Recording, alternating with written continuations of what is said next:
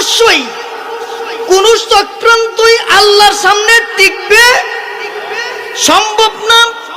ফেরাউন যখন জানতে পারলেন মুসা নামক একজন ব্যক্তি এই দেশে আসবে আর সে আমার রাজত্ব কেড়ে নেবে, তিনি জাতির মধ্যে ঘোষণা করে দিলেন যে না, স্বামী তার স্ত্রীর সাথে মিলন পর্যন্ত করতে পারবে না। কিরকম দেখেন জালেম কতক্ষণ।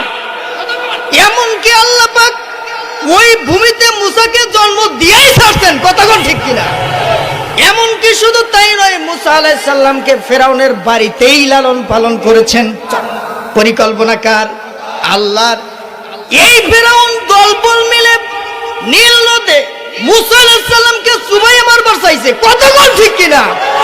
ওই আল্লাহ রাব্বুল আলামিন ফেরাউনকে ওই নীল নদে চুবাইয়া মাইরা মুসা আলাইহিস সালামকে রক্ষা করেছেন।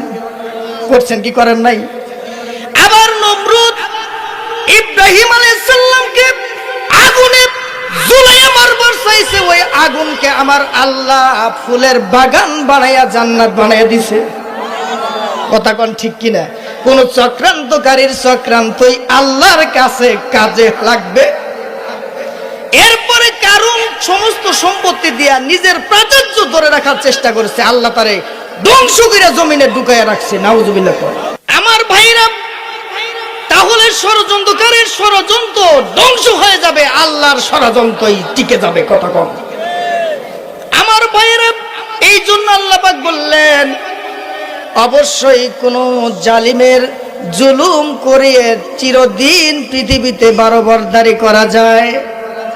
আল্লাহ পাক বলেন আমি আল্লাহ হলাম ওই সমস্ত ষড়যন্ত্র ধ্বংসের পরিকল্পনাকারী। সুবহানাল্লাহ বলুন। তাহলে আমরা কি জালিম হব না জালিম মুক্ত হব?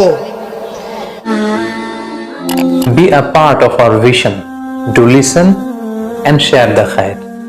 Be with our official social media handle.